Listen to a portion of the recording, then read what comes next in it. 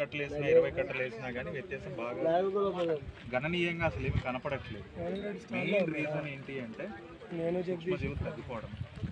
మనకి ఇప్పుడు తిన్న తర్వాత జీర్ణశక్తి బాగుంటే మనం ఎంత తిన్నా కానీ ఒంటికి పట్టిద్ది, ఆరోగ్యంగా ఉంటుంది. అలాగే పంట భూమి ఆరోగ్యంగా ఉంటేనే మనం 10 కట్టలు వేసినప్పుడు వచ్చే దిగుబడి 20 కట్టలు వేసి వచ్చే దిగుబడిలో వ్యత్యాసం అనేది కనపడింది. పంట భూమి ఆరోగ్యంగా లేనప్పుడు 10 కట్టలు వేసినా 20 కట్టలు వేసినా 50 కట్టలు వేసినా కానీ ఒక వ్యత్యాసం అనేది బాగా తక్కువ ఉంటుంది. మీకు కనుక కుదిరితే మందు కట్టలు ఎక్కువ భూసారం తగ్గిపోతుంది. అదే అంటున్నాం.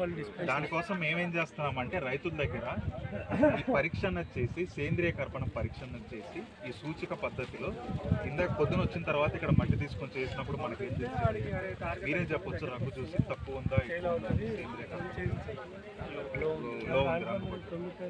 మేము ఇప్పటికీ మొత్తం ఇండియా మొత్తం మీద ఈ సంవత్సరం 60,000 టెస్టులు చేస్తే అందులో 55 పైగా తక్కువ లేదా మధ్యస్థంలో ఉన్నాయి, కానీ ఎక్కువ ఓన్లీ 5,000 మాత్రం, అంటే 10% కూడా లేదు. ఓవరాల్గా ఇండియాలో కూడా పంట భూములన్నింటిలో భూసారం అనేది తగ్గిపోయింది. మెయిన్ రీజన్ ఏంటి అంటే సేంద్రియ ఎరువులు కానీ ఆవు పేడ కానీ పశువుల ఎరువులు కానీ వాడకం అనేది బాగా తగ్గిపోయింది.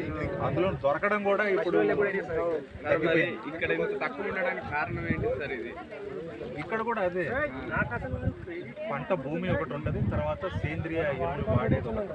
అవి తగ్గిపోవడం వల్ల ఆటోమేటిక్గా మనం పరీక్ష చేసినప్పుడు తక్కువ. దాన్ని పెంచుకోవాలి అంటే ఏంటి అంటే మీ దగ్గర కనుక పశువుల ఎరువు దొరికితే అదే వాడాలి. లేదు దొరకని పక్షంలో మా దగ్గర కార్బన్ ప్లస్ అని చెప్పి ఎర్ర బ్యాగ్ ఉంటుంది. మీరు ఏ డీలర్ షాప్కి వెళ్ళినా కానీ కార్బన్ ప్లస్ అంటే ఇస్తారు.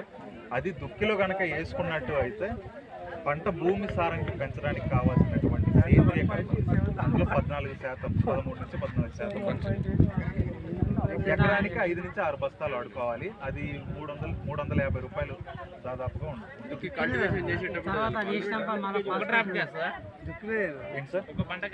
ఒక పంటకే వస్తుంది. మళ్ళీ నెక్స్ట్ పంట వేసినప్పుడు మళ్ళీ ఒకసారి 5-6 బ్యాగులు వేసుకోవాలి. మీరు అది రేట్ ఎక్కువ అని చూస్తున్నారు కానీ ఒక్క మందు కట్ట తగ్గించినా కానీ దుక్కిలోనే వాడాలి. దుక్కిలో వాడితే మనకు అప్పుడు మట్టి బాగా పట్టిదాన్ని తర్వాత భూసారం కల్టివేటర్ దున్నేటప్పుడు వేసుకోవచ్చు. ఏ పంటలోనే పత్తి ఏ పంటలైనా వేసుకోవచ్చు. వరిలో కానీ కూరగాయల్లో కానీ వేసుకోవచ్చు. ఎందుకంటే అది సేంద్రియ ఎరువు. సేంద్రియ ఎరువు సేంద్రియ కర్బనం ఉంటుంది. అది 50 కేజీలు బ్యాగ్. 50 కేజీలు 350 దాకా పడుతుంది. అది మీరు ఏ డీలర్ షాప్కి వెళ్ళినా కొరమండలో కార్బన్ ప్లేస్ అంటే వాళ్ళు చిట్టాలు దొరుకుతుందా? చిట్టాలు నల్గొండ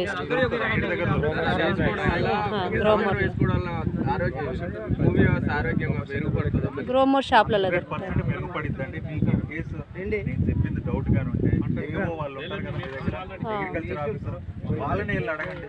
మేము ఇట్లా పరీక్ష చేశారండి పసుపు కలర్ లో వాళ్ళ దగ్గర ఏదో కార్బన్ ప్లస్ అనే ఒక ప్రొడక్ట్ ఉందండి, కంపోస్ట్ ప్రొడక్ట్ అంట. అది వేసుకోమని చెప్తున్నారు. అది మంచిదా కాదా అని చెప్పండి. పోనీ మేము చెప్పామని కాదు, మీరు అడగండి. ఇప్పుడు ఈ టెస్ట్ ఎలా చెప్పారు సార్? మీరు ఏ దశలో సాయిల్ టెస్ట్ ఎట్లా చేపిస్తారు? ఈ సాయిల్ టెస్ట్ అన్నది ప్రతి సంవత్సరం మేము మీ ఊర్లలో క్యాంపులు పెట్టి చేస్తూ ఉంటాము. ఇన్ కేసు మీ దగ్గర ఇప్పుడు పెట్టకపోతే మీరు ఒకసారి ఎవరిదన్నా ఒక్కళ్ళ నెంబర్ ఇస్తే వచ్చినప్పుడు మిమ్మల్ని కాంటాక్ట్ చేస్తాము. లేదు అంటే మీరు ఇంకొక పద్ధతి ఉంటుంది, శాంపుల్.